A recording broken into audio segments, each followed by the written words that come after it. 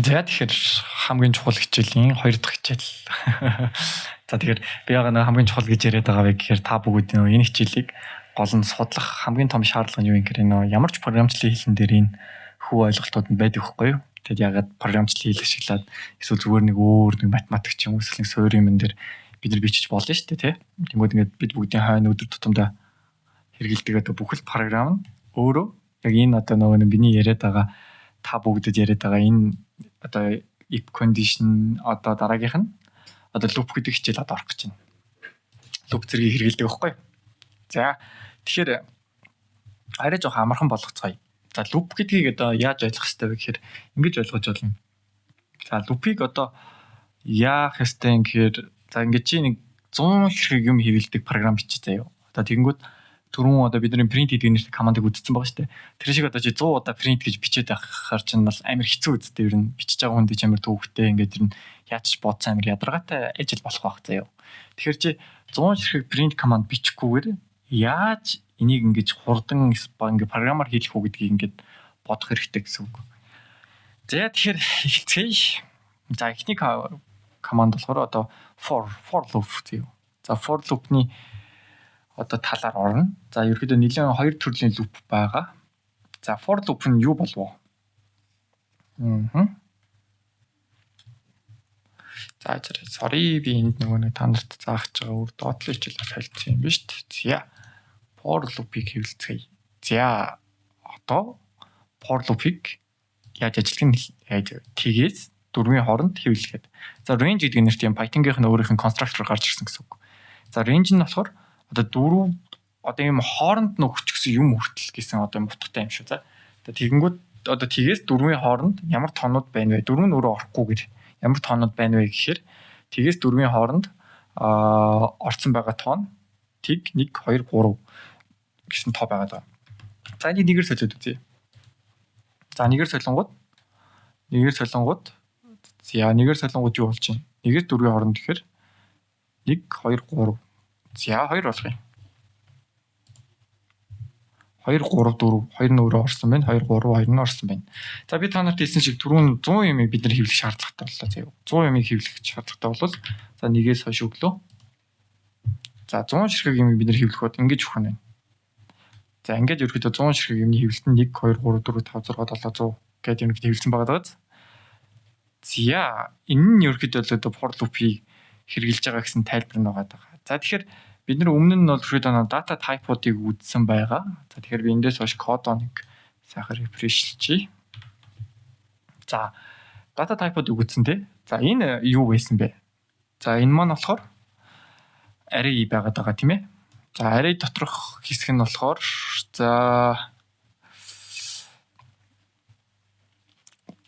array доторх нь болохоор юу болцсон бэ? За Python-аар бол list. За үүзэнг одоо доторхыг бүгдийг хэвлэж байгаа. За ингээд чи бас ингээд array дотор ингээд янз бүр юм оруулчаад шууд хэвлээд байх нь бас айгүй хэцүү байх бах. За тэнгүүд кодыг ажиллацгаая. За энэ дотор үүзэн for үүзэн гэж байгаа. За эхний хэвлэлтний энэ дээр үүзэн for үүзэн гэдэг array дотор бүх элементийг хэвлэсэн код өгсөн байна. За дараагийн for доторх нь. За одоо энэ болохоор бид нар arrays биш tuple-аас авч байгаа. За tuple-аас авангууд юу болж байна? Үүзэн for үүзэн. За бас яг юутай array-тэйгээ ижлэн бичиглэлтэй байх нь list array tuple хоёр тийм ижлэн бичиглэлтэй. За tuple доторхыг хэвлэсэн байна. Одоо үүзэн гэдэг үгийн за s доторхыг одоо бүгдийг хэвлэж байгаа for дотор хийж байгаад for дотор i-аас s хүртэл нь хэвлэлээ. За тэгэнгүүт i u i z h e n гэдэг бүгд ингээд ийшээ ингээд орсон байгаа зү. u i h e n z гэдэг. За одоо dictionary дотор буюу object-ын доторх юмыг бүгдийг хэвлэж өгье.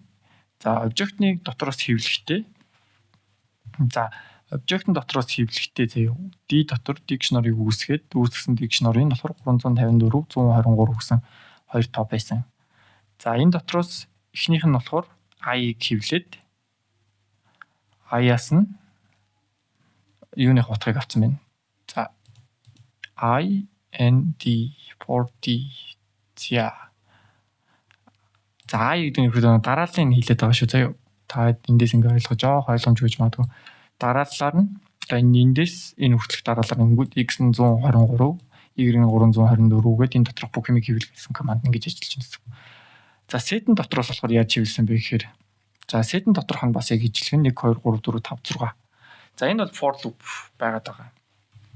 За харин дараагийнх нь болохоор илүү барыг та хэдэд амар байх ч магадгүй. Яг хөө C болон бусад програмчдын хэлэн дээр бол хэдүүлээ нэг маш олон юмыг эхлээд олох шаардлага гардаг заяа. Тэгэхээр тэрийг олох шаардлагагүйгээр ерөөдөө би нөгөө илүү амархан гэж Python сонгож авсан шалтгаан маань өөрөө одоо энэ range, linked гэх зэрэг одоо энэ нэг жижиг үйлдэлүүд байгаа шүү дээ. Одоо миний бичиж байгаа. Тэгээд тэр үйлдэлүүд нь өөрөө айгүй одоо нэг гоё хэрэг болоод байгаа юм энэ нөхгүй.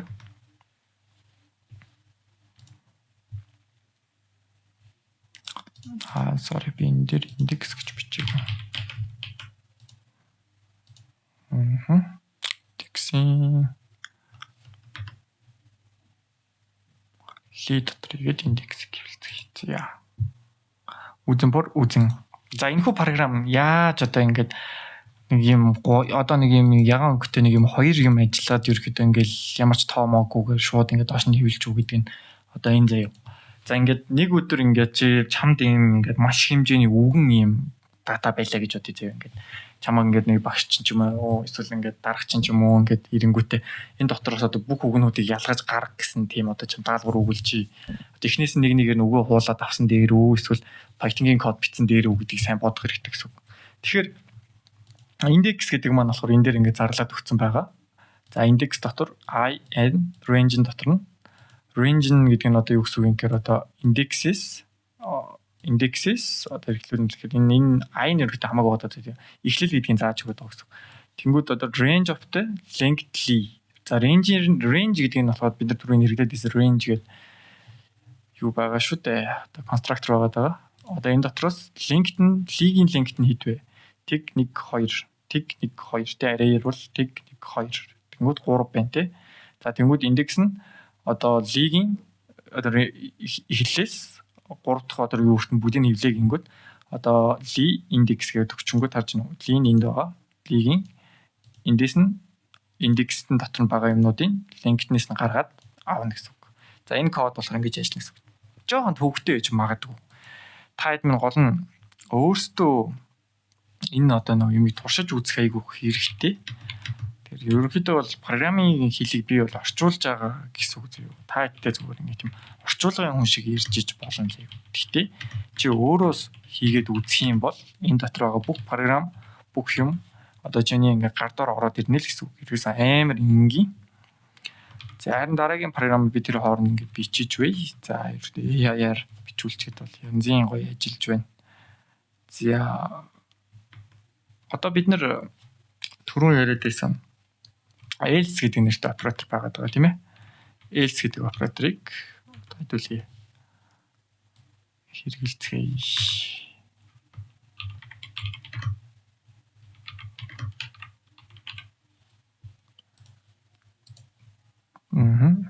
За дахиад л үзэн гэж хэвлээд дахиад inside else block-ыг бас хэвлсэн байна.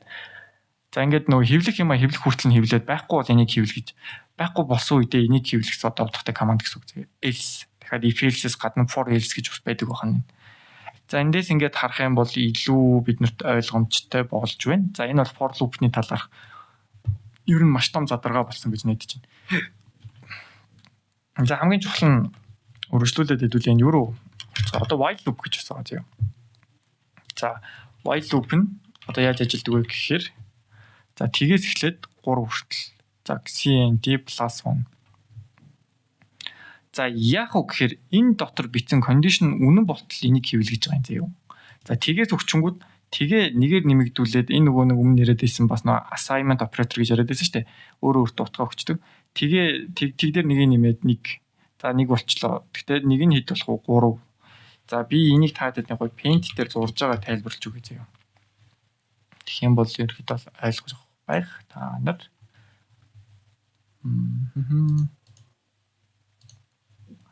За бид нар tag гэж зарлаад өгсөн заяа. За tag маань одоо ийшээ очихдоо доошлохдоо tag нь 3. 3-аас их болсон үед ерөнхийдөө энэ тиг гэж яриад байгаа энэ CNT маань тиг маань өөрөө 3-аас их болсон үед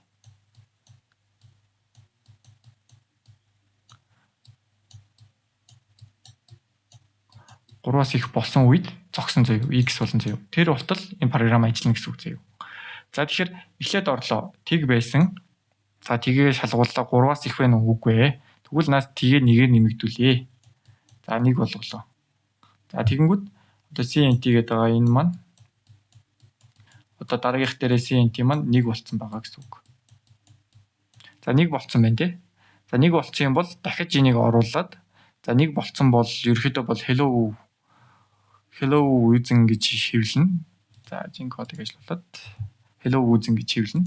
Хэрвээ энэ кондишн дотор 3 болоогүй л байвал энэ доотлын кодыг ажиллуулна гэсэн үг. За дараагийнх нь одоо лупн дээр ирлээ. Дараагийнх нь давталсан дээр ирлээ гэсэн үг шүү дээ. Тэнгүүд энэ удаа CNT маань tig гэсэн утга биш. Оронд нь доор бичсэн байгаа 1 гэсэн утгыг авсан байгаа гэсэн үг. За 1 гэсэн утгыг авангуудаа за 1 дахиад 3-аас их байна уу шалгалаа үгүй байна. Тэгвэл доошоо яв. За доошоо явлаа. За доошоо явангуудаа дахиад 1-ийг нэмэгдүүллээ. 2 боллоо. За 2 болонгуудаа дахиад дэше ирнэ гэсэн үг. Тэнгүүд энэ удаа hello using дахиж хэвлэлээ. Одоо 3 дахь хэвлэх болонгууд дахиад 3 дахь орууллаа заяа. За дахиад 3 дахьыг нэмлээ. За 3 боллоо. 3 3-аас их үгүй 3 3-тай тэнцүү учраас бодлоо олно гэсэн үг. Тэнгүүд дахиад print using хэвлэлээ. Дараагийн луп дээрээ 4 болоод ирлээ. Одоо 1-ийг нэмэгдүүлсэн бааш 3 дээр. Тэнгүүд 4 болчингууд энэ чинь буруу болчлоо шүү. Дахиж юм код явахгүй шүүгээд энэ дээр ингэ зогссон байгаа гэсэн үг. За тэгэхээр та хэд маань нэг айгуу чухал юмыг надад нэг дараа нь хийж өгөөрэй. Би яг та хэд энэ курсын төгсгөл нэг асуулт үлдээгээд ямар ч хэсэн дуусгая. Гэхдээ ямар учиртай асуулт вэ гэхээр хэдүүлээ for болон while гэдэг нэртэй хоёр давталтын ялгааг надад ор коммент дээр бичсэн үнд би бэлэгтэй шүү за. За 3 тик 1 2 3. За одоо энэ код яаж ажиллах вэ? За мэдээж хэрэг энэ ингэсэн үг зөө. Эхлээд ямар ч хэсэн лупыг ажиллуулаа. Луп чинь дууссан бол else-ийг ажиллууллаа. За тэнгуү дахиад түрүүний хэлдгээр нөө 4 болцсон доотлон нэмэнгүүт 3 удаа яг hello-ийг гик 3 гэдэг дээр очиод дуусангуудаа дээшээгээ 4 болоод ирчингүүд 4 дахь дээрээ hello geek гэж хэвлэх шаардлага болсон гэж зогсоод хамгийн сүүлийн блокийг хэвлэнгүүд if else block гэдэг нэртэй хамгийн сүүлийн блокийг хэвлэж байгаа гэсэн үг. За эндээс л ерөөхдөө маш сонирхолтой болж эхэлж байгаа юм да. Тэгээд за үүнээс хойш ер нь бол нэлээд жоохон хүндрээд эхэлчихнэ. Тэгэхээр ерөнхийдөө бол анхаа шатны мэдлэг авж байгаа хүмүүст бол for болон if loop-ны талаар хичээл бол үгээр ороод дуусаж байна. Тэгээд за та таалагдсан бол like and subscribe гэж товчоод дараарай. Тэгээд өшөө комент хэсэгт өшөө курсны санаа байвал надад санаа болгож өгч бичээрэй. Тэгээ хамгийн чухал юм нь юу юм гэхээр та бүгд энийг сурснараа бол энэ програм хангамж ертөнцид анхны одоо халахмаа тавьж байгаа гэдэгт би итгэлтэй байна. Тэгээд үнэхээр их баяртай байгаа учраас одоо та бүгд минь дараагийн кодо бичихтэй Python дээр байгаа маш олон төрлийн ямыг давхар судалж үзээрэй. Тэгээд зя баярлалаа. Тэгээд Python-гийн курсыг ингээд албан ёсоор дуусгаж байна. Тэгээд дахиж нэмэлтээр оруулах юм байвал би нэмэлт бичлэгүүд оруулна. Тэгэхээр ямар ч хийсэн баярлалаа. Beginner курс зүгээр дууслаа. За баяртай. За баяртай. Баяртай. Баяртай. Баяртай. Баярлалаа. За баяртай. За баяртай.